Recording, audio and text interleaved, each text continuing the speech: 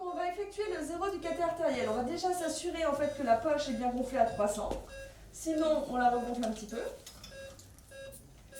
Ensuite, pour faire le zéro du cathé artériel, on va mettre en commun la poche avec la pression atmosphérique. On va déjà s'assurer que la tête de pression est bien au niveau du cœur du patient. Donc là, c'est bon.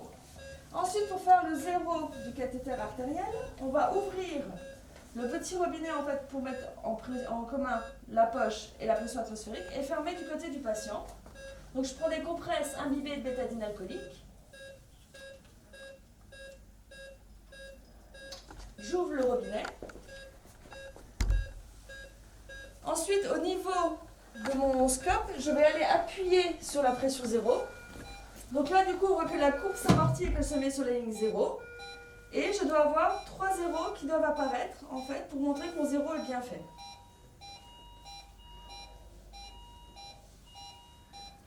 Voilà. Ensuite, je change de petit bouchon.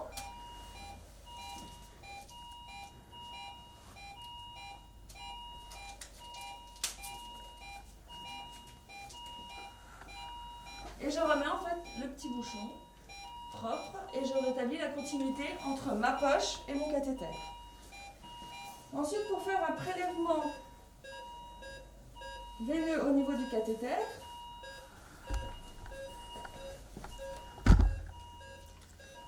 je vais ouvrir la petite poupée au niveau de ce robinet, fermer la tubulure côté poche et ouvrir côté patient. J'ouvre le petit robinet pour avoir un retour de sang. Et j'adapte la seringue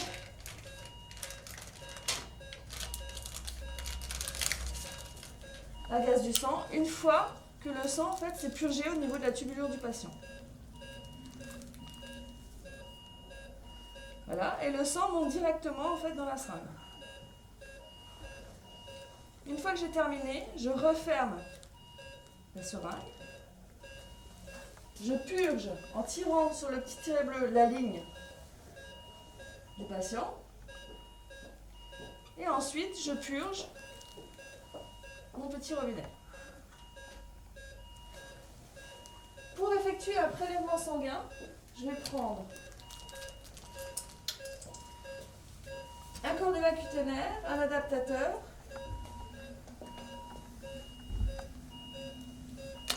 un tube sec,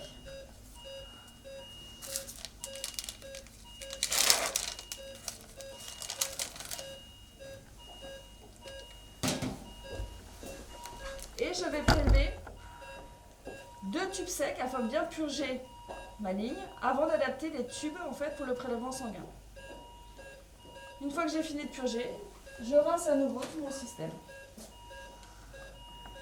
Voilà, je retourne le petit et je referme avec un bouchon propre.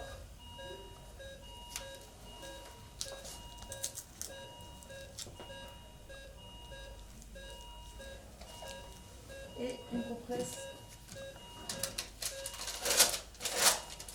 Et je remballe mon robinet dans une poupée propre, car à chaque manipulation, il faut changer la petite poupée.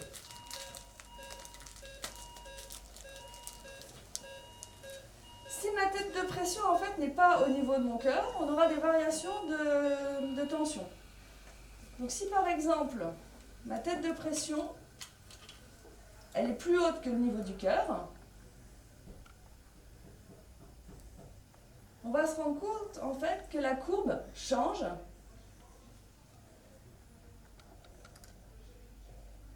et que la tension artérielle du patient diminue. On le voit en fait sur le niveau du scope. Par contre, la tension, les pulsations et la saturation sont toujours correctes. Par contre, si ma tête de pression tombe au sol, malencontreusement, on va voir également que la tension du patient change et elle va augmenter. D'où l'intérêt en fait de systématiquement refaire une mise à 0 du cathéter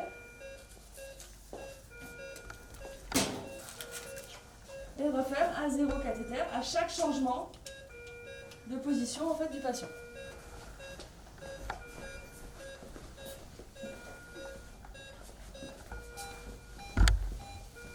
Alors, le zéro est en train de s'effectuer. J'ai bien mes 3 chiffres identiques. Je peux refermer et rétablir la continuité entre ma poche et mon patient.